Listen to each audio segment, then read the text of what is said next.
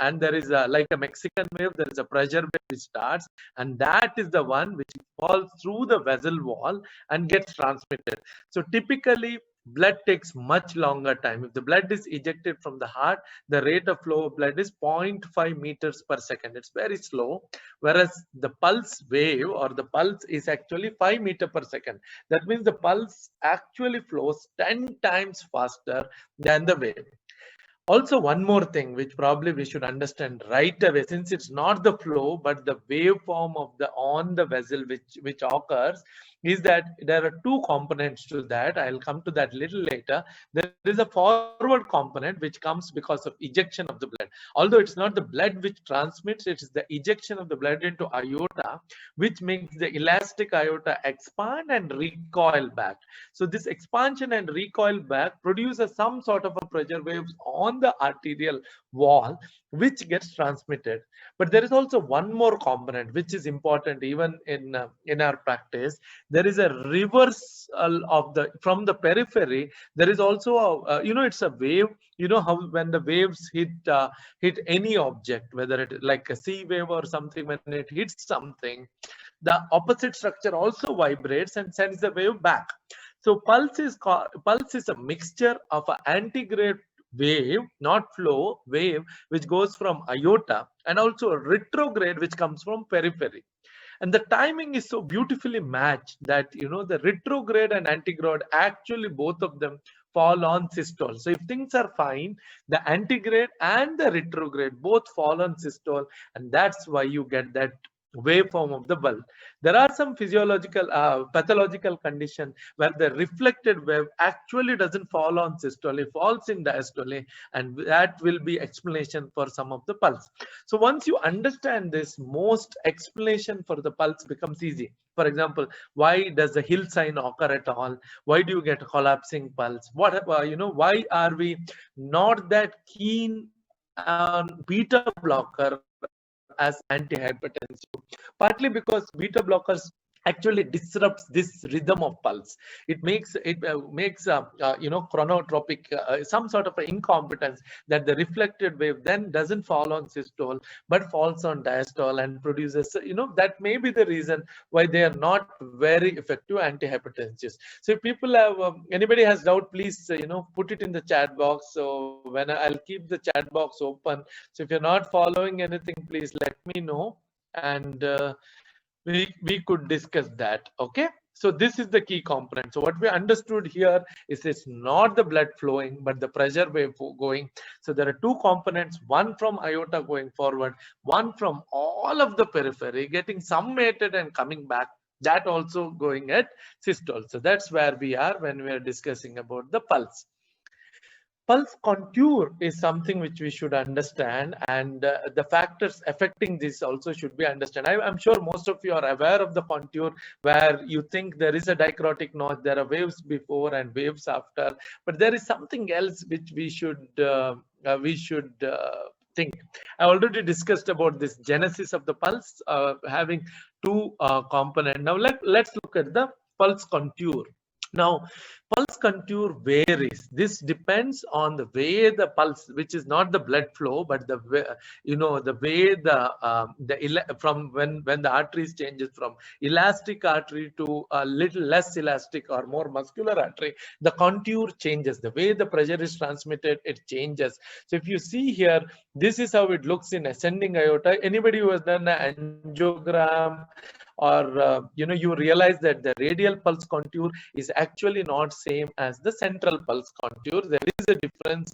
There is the width become lesser as you go distally, the peak becomes more, and the dicrotic notch comes down. Now we should understand about dicrotic and anacrotic notch right away. So early systole, there are two waves in systole in pulse. That's something which you should understand. Once you understand this, the explanation for most abnormality becomes very simple. So you have two waves. One is a percussion wave, one is a tidal wave. The percussion wave, which is that initial rapid wave, so if I have to understand it, it's more like the ejection of the blood itself, which into the aorta, which produces the rapid expansion. That is the percussion wave. And that is then there is an anacrotic notch. All of you know dicrotic notch, and most of you have heard this anacrotic notch, but understand this, there is anacrotic notch. It's very difficult to decipher. A simple pulse tracing may not show it. You may have to take it in a lower speed to really unearth and see this. So you have a percussion wave, you have a tidal wave, you have anacrotic notch between percussion and tidal, and you have dicrotic notch between the tidal and the diastolic waves. Okay, so that's what we should understand. So remember, there is anacrotic wave which is even little before mid systole, and a dicrotic notch which is the mechanism of dicrotic notch is pretty simple. It is closure of aortic wall itself. So that becomes the beginning of diastole. So closure of the aortic wall is dicrotic. The vibration of that, since we know the pulse is vibration, so vibration of that carried even across the vessel and gives you a dicrotic notch. And also at this point, the flow, aorta is completely recovered and the pressure wave transmits into diastole. So this is what we need to understand. Okay, the anacrotic, actually, there's a question by Dr. Allen. The anacrotic notch, the explanation, there are multiple explanations, but one which I believe is the elastic recoil of aorta. The initial pressure which pushes the aorta, the recoil followed by further flow. That recoil is probably the reason for anacrotic notch. So that is the juncture of, so if you ask me, the initial anacrotic notch comes because of the blood in aorta pushing the aorta. Then there is a slight recoil. Then the peripheral waves, the tidal wave is predominantly determined by the pressure wave which comes back. Though percussion wave is predominantly decided by the blood and the LV, the tidal wave is predominantly decided by the reflected wave. So the difference between that is anacrotic. But at end of systole, when the aortic wall actually closes, you get a dicrotic notch. So this is how it looks. It's sometimes difficult to pick anacrotic. So percussion wave, and then there is anacrotic notch, and then there is a tidal wave, then there is dicrotic notch. This you realize is with the phonocardiogram, but this is slightly stretched. When you actually see in when the aortic tracing, because the heart rate is higher, it looks narrow. So you may have to slightly stretch the pulse to actually see all these waves. But remember, if there is one carry home message today, it is about anacrotic notch, and that helps you to identify multiple this. Now, there are differences between central pulses and peripheral pulses. The upstroke, if you are just looking at pulse, then you realize that the central is more rounded and more blunted. The waveform is different, whereas peripheral, the upstroke is steeper. Both have anacrotic in the ascending limb, but the dicrotic is actually way delayed in a peripheral pulse. The dicrotic nature comes really down, whereas in a central pulse, the dicrotic is also little in front. So this is how it looks. Anacrotic is almost same, it's rounded. When you look at femoral or radial, you find so much more augmentation of the pulse and the dicrotic coming down, partially because these waves are more close to periphery. So you tend to see more reflected effect. And as we discussed already, the reflected wave is more tidal wave than actually a percussion wave. Okay, percussion wave is more from aorta and the tidal wave is more from the periphery. So the reason is already written. It's the pressure wave which compounds the change of vessel structure, also affects the distensibility, changes the elastic nature, becomes more muscular, and also the caliber is less. And like current from the main line, when it goes to a lot of peripheral sign, these are all peripheral transmission of the central pulse. So some waves tend to get augmented and some tend to get depressed or suppressed. So now let's start with the the important thing. When you go to exam, there are some things which are really must, and you need to tell about those things. I'm sure most of you are well aware of these condition. So one is obviously rate, and there is tachycardia, bradycardia. The rhythm, we'll discuss little about rhythm, little about volume, little more about character, and we'll go to each of them. Now, the most important pulse actually is the radial pulse, and that is something which because that's where you measure. How do you do it? Although, see, whenever I'm describing any method, remember there are more than one methods to do that, and different authors have given different methods. I'm not here to tell which is the correct one or which is the wrong one, but I could say this is the method I'm the one who is using it. But there will be proponent and opponent for many other methods. So be very flexible when you're describing pulse. People could have their own method. Be little flexible. So radial, we all know 3 fingers are used.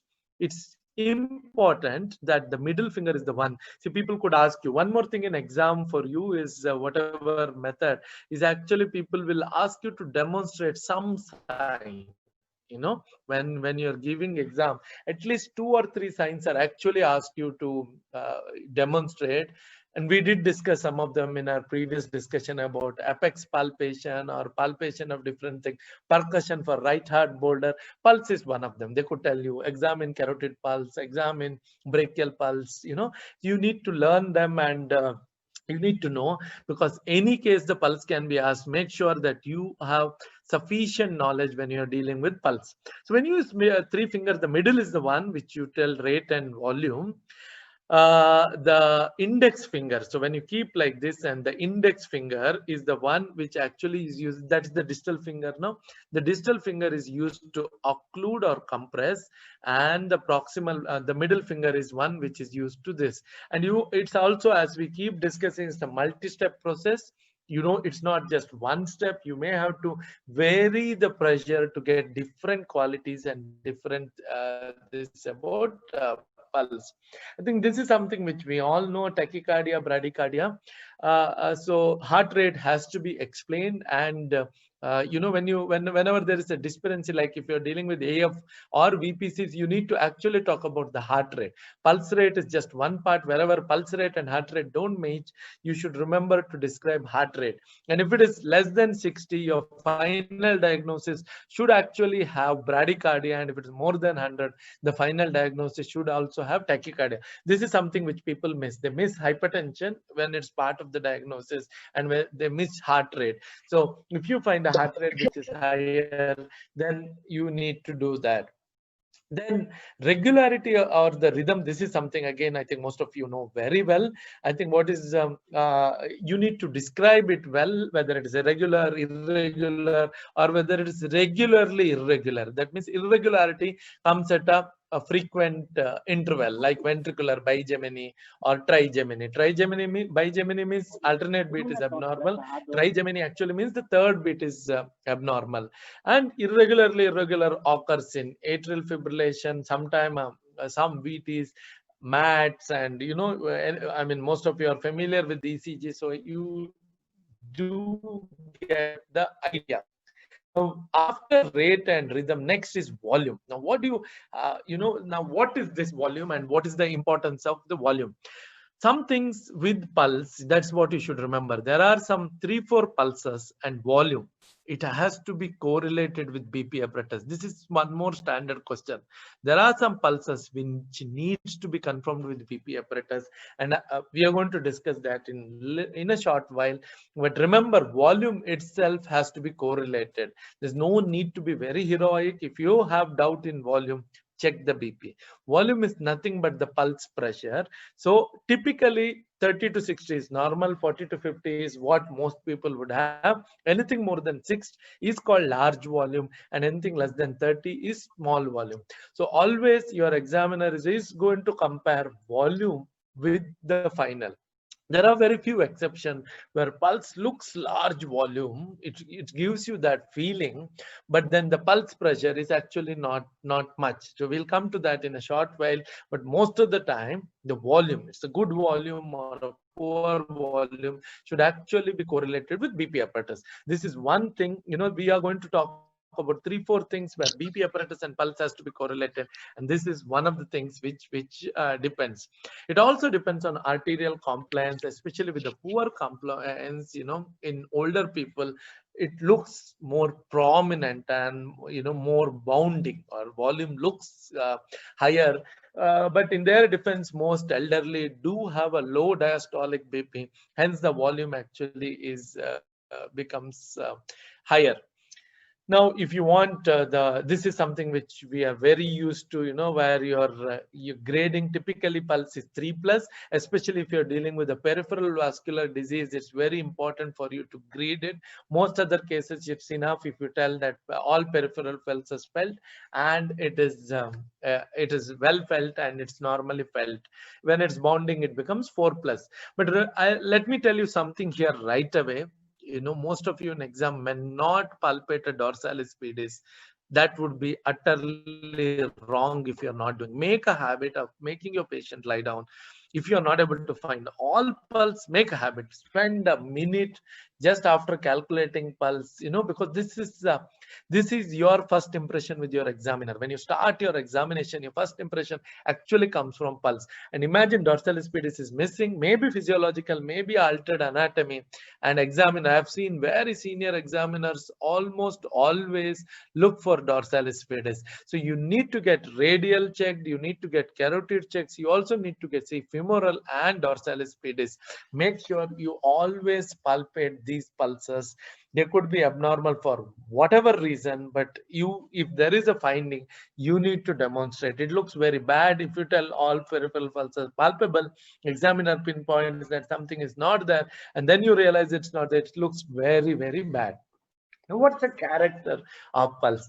I think if I have to tell something about this class, the whole class is about this, because character is something which needs to be described about a pulse, because rate rhythm is MBBS, and most people at your level definitely know. We should probably spend a little more time in describing a character, and that is something which becomes difficult. It's not that easy. And where do we pick up character? Most characters are central. That's what you should understand. Again, books will vary on some of the explanation, especially when you're dealing with bisphorans. But remember, the most of the time, character is a central feature, because as we realize, the contour of the pulse changes peripherally, it becomes very difficult. But any alterance kind of things, pulses alterance, when strong, 1 week, the peripheral becomes much better to pick up the character, not the central pulses. But if you want to look at, say, bisphorans, or if you want to look at a lot of other things, the central pulse, central is one which becomes which is important. Now, what's the normal character of the pulse? The pulse actually has an upstroke, which is corresponding to, just with this one, there is an upstroke which comes. Then there is incessura, or what we call as diacrotic notch, which corresponds to second heart sound. Most of the time, the percussion wave is palpable, because it is, that's the only wave, because from 0, that's what you get, and that's because of the blood in aorta now stretching the aorta, and the pressure wave getting transmitted. So you almost always get the percussion wave. You don't typically feel the tidal wave when you feel. But when you look at the graph, most of the time what you see in a graph is more tidal than percussion wave. Okay, and the character of the pulse, as we discussed, invariably is described in carotid with very few exceptions. Now let's see some specific, uh, simple pulses to start with. So you could have a weak pulse, which is small volume and narrow, which will be called hypokinetic pulse. And you could have exact opposite of it, which is hyperkinetic pulse, which could be found in any case where there is volume lead to LV, there is reflow, or it could also be found in hyperkinetic condition like thyrotoxicosis periphery. So weak pulse could occur in cardiac failure or a shock, any kind of shock. And if the shock is too severe, you could also have what we call as a dicrotic pulse. We'll come to that later. But right now, just concentrate on the weak pulse, which is called hypokinetic pulse, or you could have a very strong rapid rising point, which is hyperkinetic. If you want to know about hyperkinetic, you could, that could condition in any condition where there is high output. including thyrotoxicosis, very Paget's disease, anemia, pregnancy, or if you run around and come, you'll still have a large volume hyperkinetic pulse. It's also found in MR and VSD. That's something which you should understand here. Both MR and VSD are volume overload of LV. So there's a huge volume in LV, and the LV contracts very forcefully. The blood jumps into aorta, and that force produces a huge percussion wave and a huge opening of the stretching of aorta.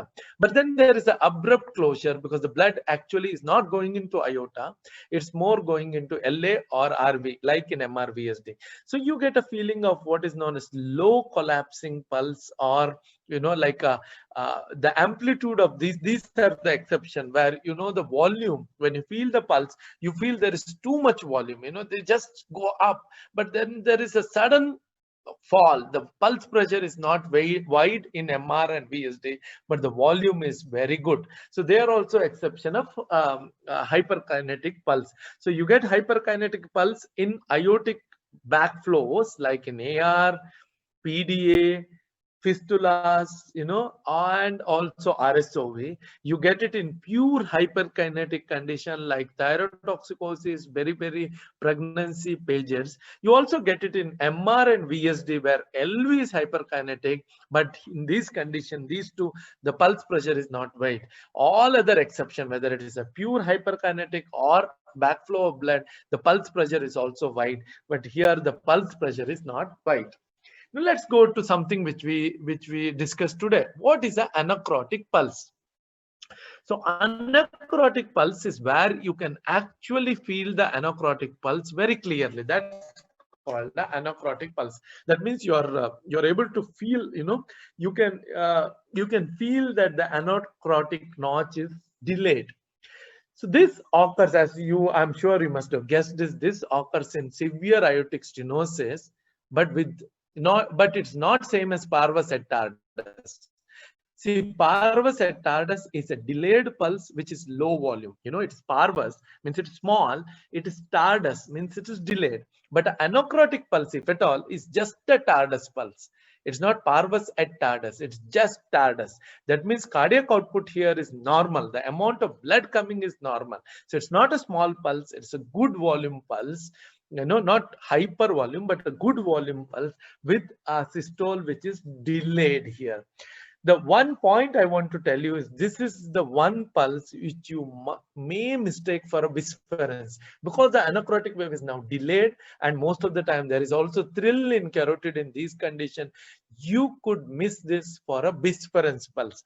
So if you think the diagnosis is AS and there is a features like bisference, which you feel as bisference, I'm very sure that's the anacrotic pulse. Okay. So, I mean, it's to remember that. So you do not get in a severe AS, you do not get a bisference pulse. Bisference is feature of AR. We'll come to that. But if you get a bisference like pulse and every other feature, if you're making severe AS, call it anacrotic pulse. So with a normal cardiac output, you can see the pulse delayed. It's a tardus pulse. Invariably, there is a apicocarotid delay in this condition, and almost always there is a carotid stutter or carotid delay. But if you are careful enough, you will relay that the pulse is there, but it is little delayed. So this is what we discussed as anacrotic pulse. Difference between parvus et tardus, cardiac output is normal here. So you would see this is how it looks, and because of these multiple shudders, shudders which you see, you will confuse it for a bisference. So do not confuse it for bisference. This is anacrotic. Severe AS pulse like this is anacrotic. It's a slow rising, delayed, normal volume pulse. So I hope all of you understood this. Anybody wants any question, please put it in the chat. I will be happy to answer. So remember this. This is something which you must know. Otherwise, you'll make a mistake of calling it a bisference pulse. So this is anacrotic pulse. Okay.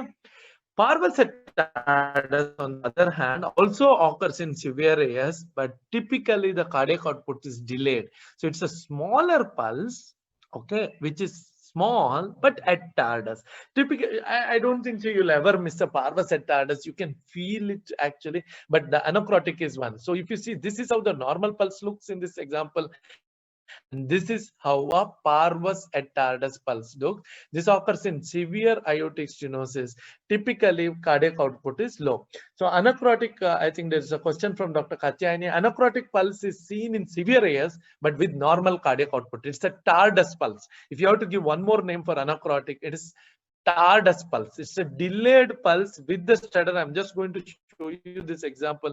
See, the sound is heart sound is already started. Typically, you would have expected the pulse to be here, but it is here. So if you are looking at epicocalocrit, there is also delay which occurs. I'll come to that delay again. But the problem is the shuddering. Shuddering makes you think that it is actually a bisperance. Okay, whereas parvus et tardus also occurs but in a severe AS, but it is small. Okay.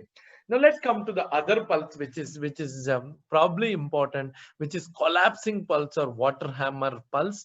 It's named after a Victorian toy, and all of you know about it. So in this case, we need to understand what is the pulse, why does it happen, and is it very specific for the condition we are looking at, or is it found in many conditions, and why should you do all that funny maneuvers? What is the necessity? Why is it not enough just to say that this is a high volume pulse? So the collapsing pulse occurs, and it's a predominant, a big sign of okay. So there's one more question: mechanism of provenance of anacrotic pulse in AS. Yes, in AS, if the it's only AS. Why? Because what does anacrotic means? The anacrotic notch, which has to be in the ascending limb, now is shifted way away. That means there is a LVOT, there is some obstruction to left ventricular outflow, which is delaying. But it occurs if the cardiac output is normal. If the cardiac output is low, the pulse volume also comes down. So whenever there is a normal pulse volume, but the only problem is delayed, that means switching of anacrotic pulse away, that's called anacrotic pulse. So it's found only in severe AS, but with fair cardiac output. Okay. Now let's discuss about the AR pulse or a collapsing water pulse. So here, why does it happen and what is the mechanism? Okay. So why should you do this? So it was mainly found in, that Victorian toy was supposed to hit. When you turn it around, it would come and hit you, and you would get that almost like a tapping or a slapping feature. So there are some things which we need to do. The collapsing pulse could occur in many conditions. It's not just aortic regurgitation. Any high volume pulse you get, but it's much more specific in an aortic runoff. When you say aortic runoff, it may be AR, it may be PDA where the blood is going to aorta, it may be RSOV, it may also be fistulas, especially coronary AV fistula. You could also find it in cyanotic condition where there is PDA, or there is a something like a truncal wall regurgitation. You could also find it in large collateral. Sometimes you could get it in hyperkinetic pulses also, which is like pregnancy thyrotoxicosis. You could get a feeling of collapsing pulse volume in MR and VSD. We already discussed. Generally, it's not collapsing, but it is a high volume pulse and not a collapsing pulse. Now, how do we do this collapsing pulse? Here, I think I should thank Sudhakar. You can all see Sudhakar here, and he's demonstrating a collapsing pulse. So I'm going to put the volume. Yeah, I'm going to play it. 1 second. So Sudhakar has taken all the trouble, and and it's a very recent video. You can see both him and the person demonstrating actually using the mask. Yeah.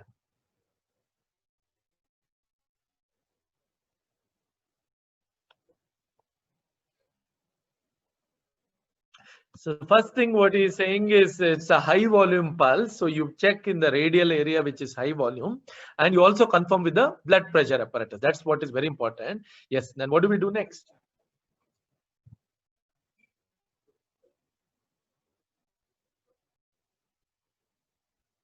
Disappear.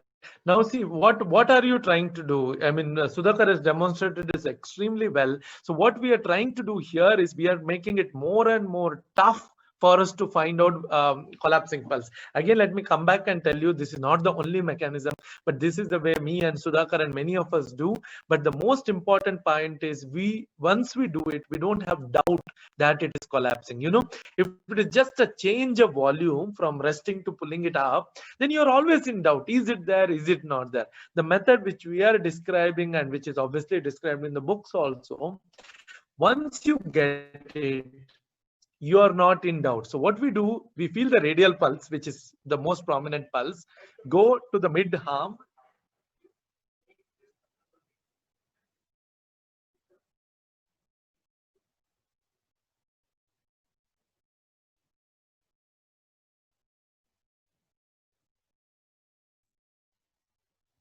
Okay, so now if you realize, we have gone to the arm till the radial pulse disappears. After that, what do we do? See, radial pulse disappeared at the tip of the finger, which is a sensitive area.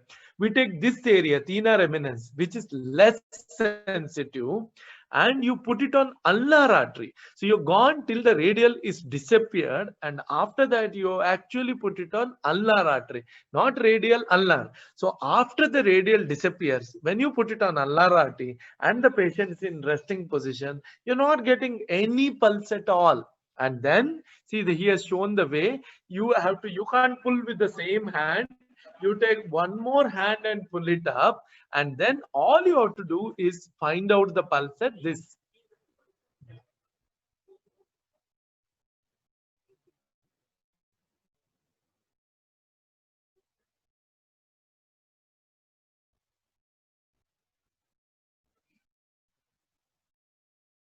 Correct. Now, very important, raising is not by the same hand, because if you do that, you're going to compress the hand and you might get raising is with the other hand. You could do it at this, preferably it is done at the elbow. Raising is done by the other hand. Feeling is done by this hand at the thenar eminence. So thank you, Sudhakar, for that wonderful demonstration. Anyway, I'll be sharing the video and you all can thank Sudhakar separately. Now that is a collapsing pulse. Now let me come back to the mechanism of collapsing pulse, because this is something which people are going to ask you. The question is, why do you need collapsing pulse and what happens in collapsing pulse? Now there are three things. One, we showed the way to demonstrate. So feel the radial pulse, go till it disappears. Use the less sensitive part, put it on a difficult artery, which is ulnar artery. Use one more hand to raise. And if you feel the pulse, that means it must be really strong enough. That means it's a collapsing pulse. That is the fine. Now, why do you get it? And why do you need to do all this? One, obviously, it's a forceful pulse. The second important thing is, when you keep the hand straight, you're actually putting in line with the heart, and in diastole, it drains off. And the strong systolic force is the one which is actually going to, the pressure wave gets transmitted much easily, and you get that brisk stuff. So it is important to have a stronger pulse. It's also important to have a relatively empty hand, which is positioned at this position. That's why you get a collapsing pulse. And it's not in doubt. Once you get it, it's much easier to do. Now let's talk about the one more pulse called the bisference pulse. So importance of bisference is that there are two peaks, but both in systole. What would be the best artery to feel? It's a little controversial, but believe me, you could say brachial as the answer. It's also found in femoral, but it's very well seen even in carotid, although the books have little controversy here. Personally, I would feel carotid for bisference, because the character of this pulse is best felt in bisference. So as you keep, again, you can't press your, this is something which you have been discussing in multiple class. Your palpation and your, this one is a multi-step process. It's not a single step process. So it's very important for you to understand to do a multi-step. That means go a little slow, keep it here, and then slightly increase the pressure. As you slightly increase the pressure, you'll realize that you're actually getting 2 taps in each this. That's called the bisference pulse. So that means you're looking at you are actually feeling both a percussion wave and tidal wave very well. That is bisference. Now, what are the condition? You would get it in severe AR. You could get it in severe AR with moderate or mild AS. AS is never severe. You also get in HCM. So the next question, which obviously your examiner will ask is, can you distinguish the different whisperance pulses? Obviously, AR and ASAR is same, and the figure A is a normal pulse. B is a typical whisperance, which is seen in you could see both, and it's seen more in AR. AR has to be dominant, whereas in HOCM, since the initial force is much longer, the second force actually comes because of the obstruction. It's not HCM, it can only be HOCM. There has to be obstruction. The second one is lesser than the first. The percussion wave is very good, the tidal wave is suppressed, whereas in AR, you get both the waves equal. What is the mechanism? It's augmentation of the normal pulse, because there is so much volume and so much pressure. So the blood goes to aorta, it expands it beyond its capacity. So the pressure wave is formed. That much blood is not flowing. There is still some blood. So there is a collapse. Now the blood comes again. I mean, it's already there. So the initial, it's almost like a Bernoulli's phenomena. The initial force is the one which actually pushes it away. There is a slight recoil and again push. And by the time, as we discussed, the reflected wave also comes and joins here. Reflected wave itself is augmented in such condition. And that's why it leads to this kind of phenomena. Now, what is a double beating pulse? Now, there are lots of double beating pulse. One is pulses whisperance, which we discussed, which occurs in AR, ASAR, but AR more, or HOCM, or you can also get it in dicrotic pulse. Now, whisperance is something which we already discussed and all of you are aware. Let's also discuss pulses dicroticus. Dicrotic is where you get one in systole, one in diastole. Which condition do you get? You get it whenever there is decreased peripheral resistance or whenever there is hypovolemia. So what happens in these conditions when the cardiac output stroke volume is low, the reflected wave, actually there is a mismatch between a reflected wave and the forward wave. The forward wave will still produce the usual pulse. The reflected wave, which is slightly weaker, will fall beyond dicrotic notch and you get it. So this occurs when there is a decreased peripheral resistance and decreased stroke volume. So it's more like a mismatch.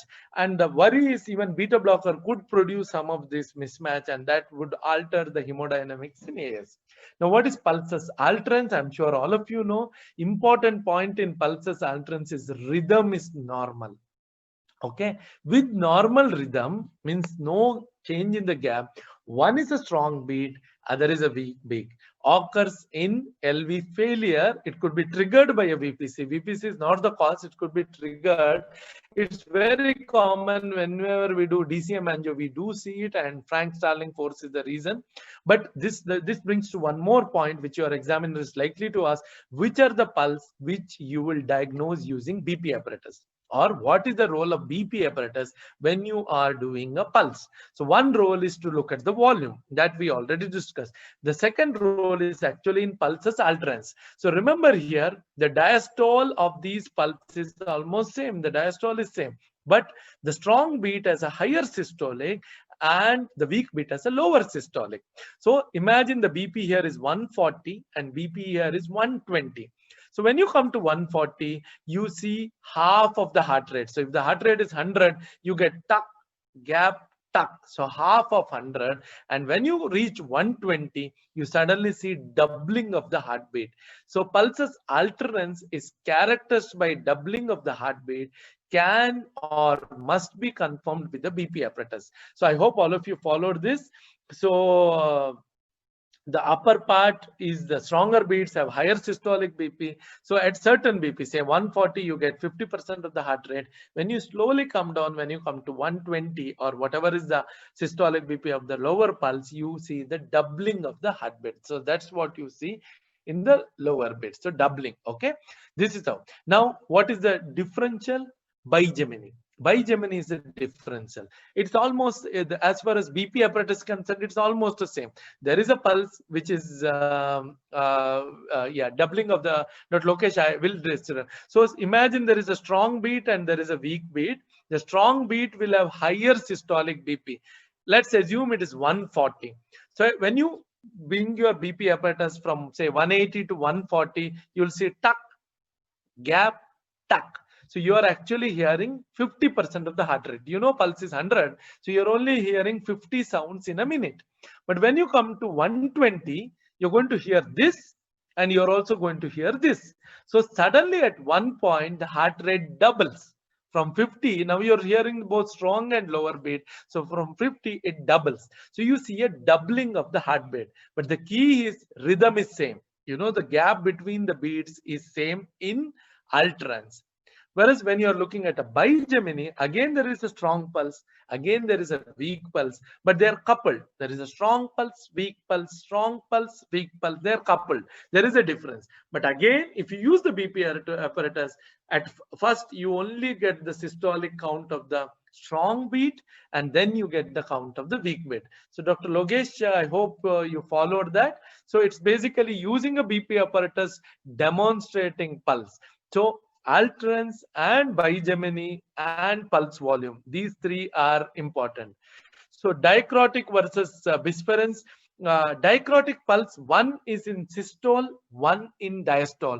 So you will not feel that it is a pulse, but you feel a slight movement. Most of the time, you know, it's not a different pulse. So it's just a slight movement. It's very well appreciated in the monitors. But even when you feel, you will, appreciate a slight movement. Whereas bisference will be in systole. You know, it is one cardiac cycle. If you feel palpate with the apex and this, but you feel two taps. So bisference, mentally you need to differentiate from actually anacrotic pulse, which is nothing but a shudder. It's not a pulse, but it is a shudder. Okay. So pulses alterance. So pulses alterance, there are obviously this is okay. Let's not go into that. Bigeminy is one. See here also, this is how it looks. Two beats, one strong, one weak, one strong, one weak. But the problem here is the rhythm is not regular. It's regularly irregular, whereas alterance will have rhythm regularly.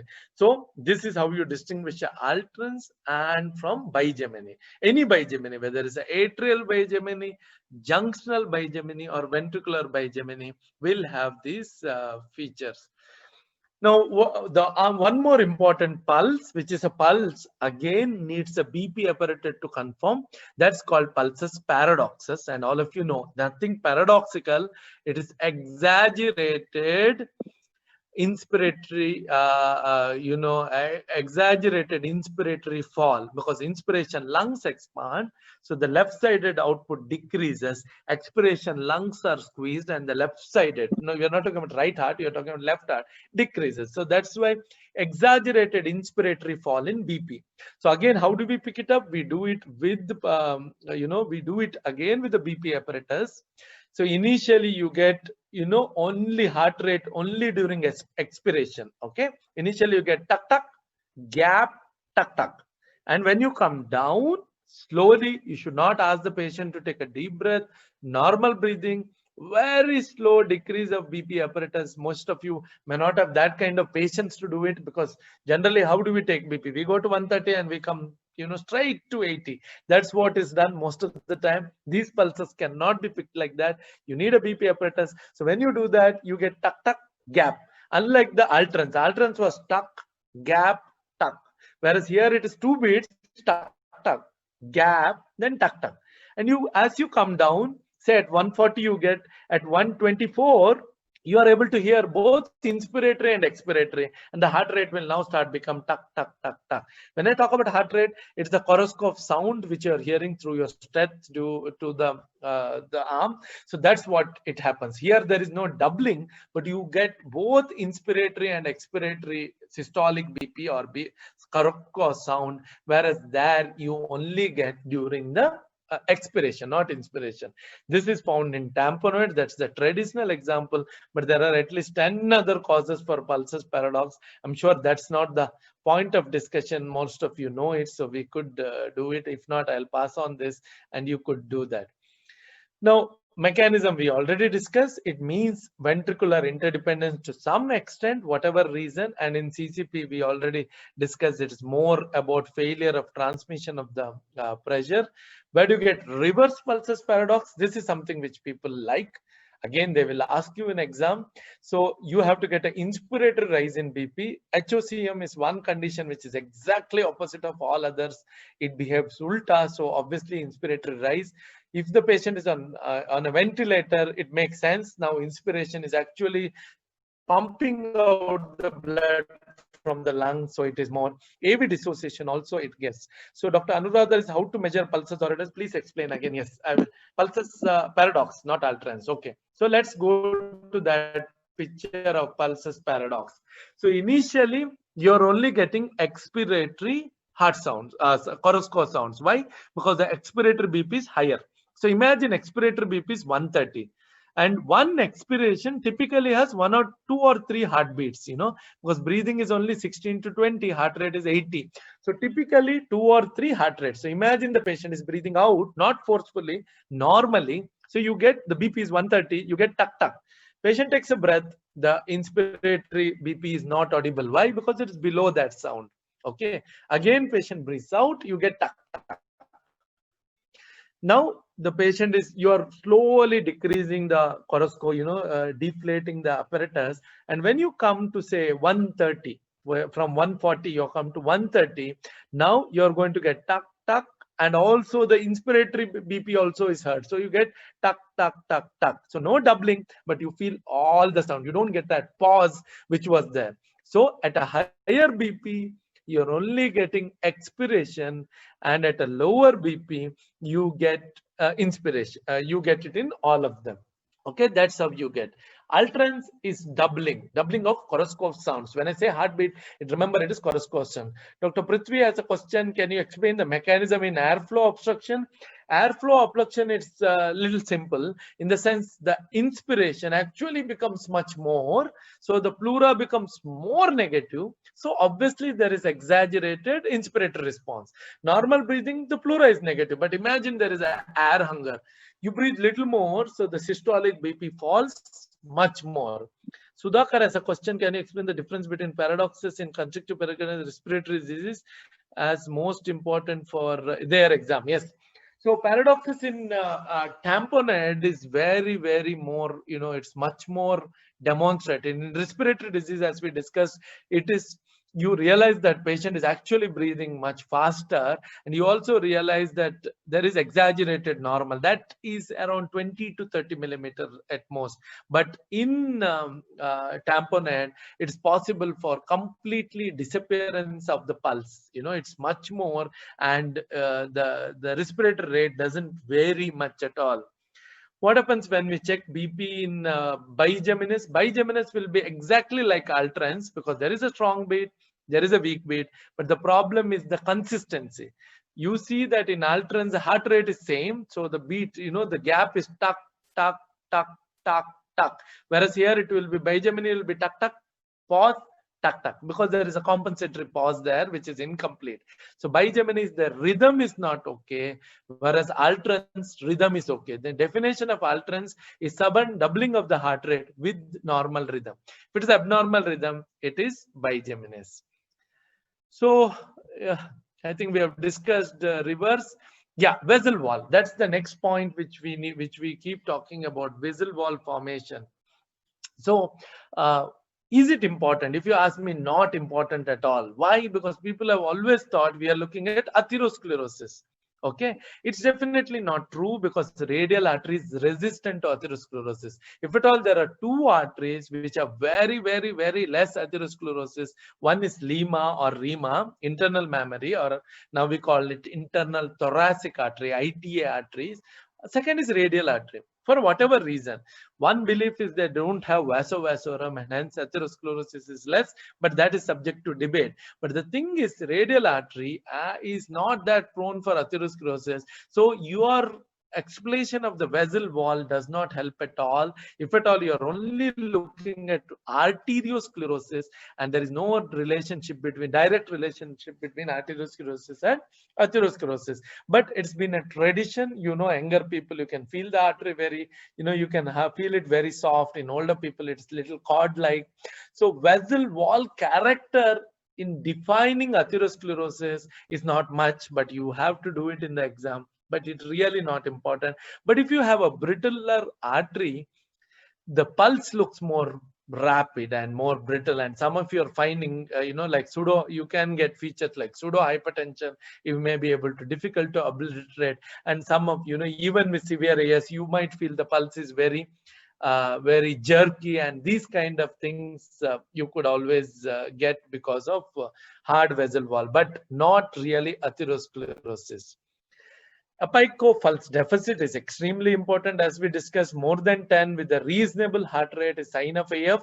And how do we do that? If you're one person, you're supposed to both keep the step and feel the pulse and only count the miss beat. If you're one person, if there are two people, you measure simultaneously and minus. This could also occur that at 10K, actually to distinguish between the ectopic when they're infrequent. But if you have a very frequent ectopic, they can also produce apical pulse deficit, which is more. So more than 10 is not pathognomonic, but very suggestive of atrial fibrillation. So what is actually apical pulse deficit? They are the BP which have not reached diastolic BP. Imagine, in AF, there is a beat to beat variation in the systolic blood pressure. Diastolic blood pressure is almost same. See, in AF, you're made to check each BP 3 times. Why? Because the systolic BP varies, but diastolic doesn't change much, because diastolic BP is decided by the peripheral resistance. So whatever is below the diastolic BP actually becomes a missed beat. That means whatever is below that doesn't come out, but you can hear it in the chest, but you don't get it in the heart rate. So this is what is apex pulse deficit, but could occur in a very nearly occurring ectopic also. It's not pathognomonic of AF. So these are the features, typically less than 10 in VPCs, but not in bigeminy. Non-bigeminy VPCs, more than 10. A wave is present if it is VPC, but absent if it is AF. Exercise, physiological ectopics disappear, but VPC persons. Pauses could be seen, whereas here it is completely irregular. Either partially compensatory pause is seen after VPC and a full compensation, whereas here it is completely irregular. Okay, the other point also is very important. It's probably the last point I'm going to discuss, and that is the delay between the arteries. Please note this and please by heart these numbers, because your examiner is going to ask. Also remember, as a human, what delay can we appreciate? The answer is 30 milliseconds. Whether it is heart sound, whether it is palpable, whether it is delay. If somebody asks, as a human, what is your capacity to distinguish delay? The answer is 30 milliseconds. 30 milliseconds is what you can pick up. Less than 30, you can't pick up. What is the time taken for the pulse to reach? We already decided it's 5 meters per second. So you have to find out how fast, what is the distance between each of these structures. So from apex to carotid, it typically takes 30 milliseconds. If it is more than 30, we call it apicocarotid delay, and that is the sign of LVOT, left ventricular outflow. Not seen in HOCM because the initial jerk is seen, but all other HOCM you get, all others you get apicocarotid delay. The brachial is 60, radial is 80, femoral is 75. Okay, so typically when you take radiofemoral delay, ideally femoral comes, because it's a direct continuation, comes before radial.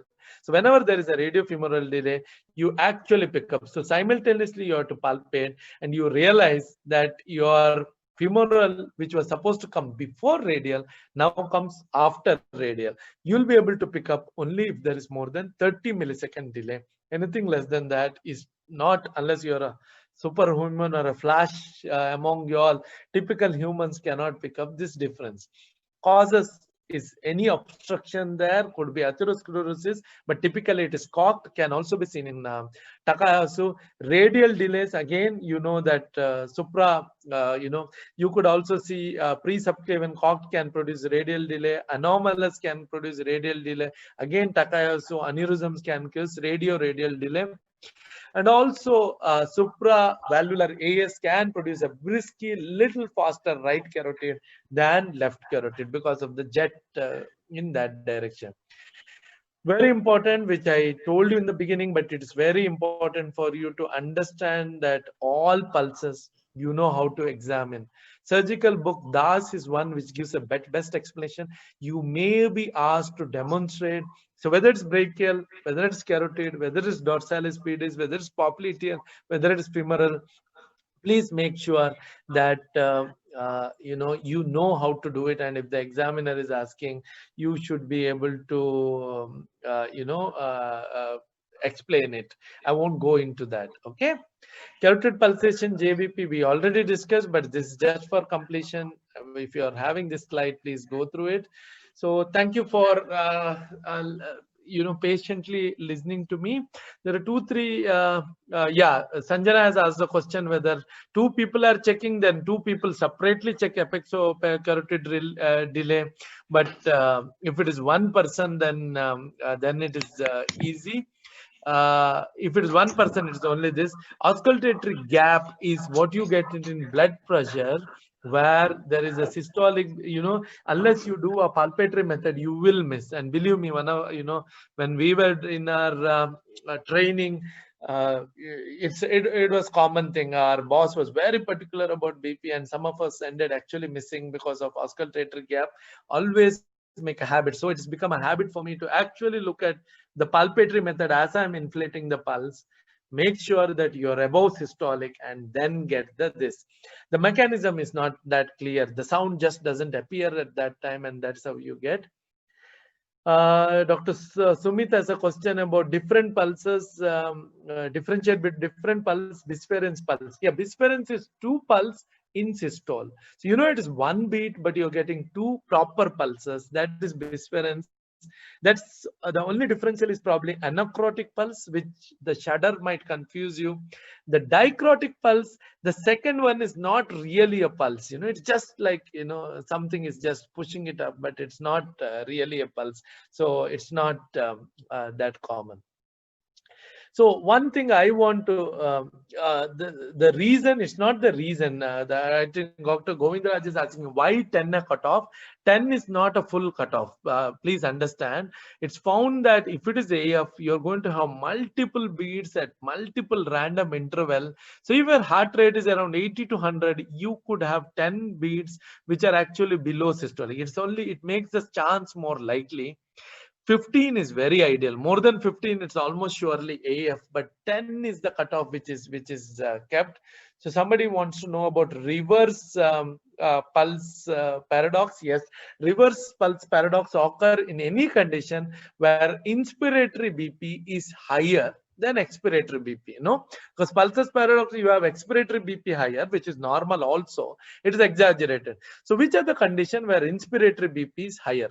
So that could become higher, say in ventilator. If there is ventilator, instead of thoracic pressure becoming negative during inspiration, will become positive. So if you're putting a ventilator, the blood could come up and there is more beat. The second thing what could actually happen is in HOCM. Why? The emptier the heart, there is less obstruction, and there is more obstruction, and fuller the heart, there is less obstruction. So if you see in and once the obstruction is less, the BP will be higher. So that is why HOCM behaves opposite of other condition. So although the inspiration, the heart becomes empty, in expiration, the heart is actually empty, but the obstruction becomes much more. Inspiration, the heart is, the fuller the heart, the obstruction is lesser. So it behaves exactly opposite of other condition. Now, third cause is actually AV dysynchrony, but that's not really because of the inspiration, expiration. AV dysynchrony, whichever beat has AV synchrony, the BP will be higher. Whichever beat has no AV synchrony, the BP will be lower, because 30% of contribution is from atria. So that is variable, and it might give you an idea that the BP is actually rising during inspiration. So that's how it is. What a hammer pulse mechanism again? Yes, it's the empty chamber. If you raise it now, the arm is in direct country with the heart. So empty vessel now, the force of the pulse, because it's in straight line, the pulse wave actually transmits much easily, and you feel the pulse. So when you raise it up, you feel that, because it is in straight line, you get a beautiful direct, feeling. Collapsing pulse video, yes, we should. It's Sudhakar's video. I'm sure he'll share it with all of you. One more thing, what I want to discuss, apart from what I discussed, is Hill sign. Hill sign is actually a problem of a pulse. And what is it? So if you understand Hill sign, is it a real sign? Hill sign occurs in AR or any aortic, wherever there is runoff. Is it a real sign? No. If you put a catheter in femoral and catheter in radial, the BP will be almost the same. So it's not a real sign. So why does it occur? Because now the aorta, the femoral arteries are a direct continuation of aorta. So since they are direct continuation, if you occlude it, the reflected wave comes immediately, because you occluded it. Generally reflected wave reaches till capillary and comes back. So when you occlude it, the reflected wave comes immediately. Higher is the more is the volume in aorta initially, more will be the reflected wave. Hence it is proportional to the severity of AR. So this is how you get. So the mechanism of Hill sign is actually the reflected wave. That's one sign, because radial artery is the off branch of aorta. So the contribution of reflected wave is not too much in radial artery, whereas contribution of reflected wave in the occluded branch of aorta, direct branch of aorta, is higher. That's why you get Hill sign in AR.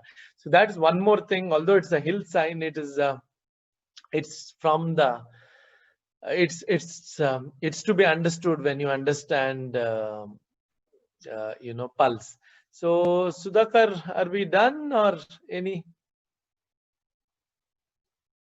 Yeah, I think we are done, sir. Yeah, I think we have answered all questions, sir. Yes. Anything you want to share? No, I think, sir, after I think it's all done. I guess. Yeah, but if there is something, please share with everybody. Yes. I just want, sir, this is like radiofemoral delay. I think that's one important thing. I just want, like when we see radiofemoral delay, I think it's the time of time of onset of. It's not the time of like radiofemoral delay. It's the onset, like the delay of onset of the femoral pulse, like which is more important. I think, like not the time of from the radial to femoral delay, but is it the time of like delay onset of the femoral, which is more important? Typically in this condition, the femoral is delayed and the radial is normal. But the way to demonstrate is look for radial and femoral simultaneously. Yes, normally, you expect them to come simultaneously, and theoretically, radial should have been after femoral. Theoretically, yes, 75 and 85, but yes, that you can't appreciate normally. So yes, here radial comes, and there is at least 30 millisecond gap, and then the femoral comes. Yes, sir. So that's what, but it's not the time from aorta, it's the time between these two which makes it this. Okay, but sir, any cock, this is one finding which is easily demonstrable, Sudhakar. One is epochocarotid delay, which can be easily demonstrated. Correct. And radiofemoral in a cock can be easily demonstrated. Sir, one more question which like many people ask is, in patient with AS and AR, like severe AR and mild to moderate AS, what is the mechanism of bisferience? Yeah, the mechanism of bisferience is same as mechanism of AR, because now there is too much blood, and yes, when the blood peaks, imagine there is a mild or moderate AS, that's yes, going to give that extra jet. And okay, this extra jet, which is almost like a Bernoulli's principle, that extra jet, it hits the aorta and it diverts it too much. So actually presence of a mild or moderate AS accelerates the just still further and makes whisperance really possible. If you have a mild AS or a moderate AS, you almost always have whisperance in AR, because even without that, AR can do it.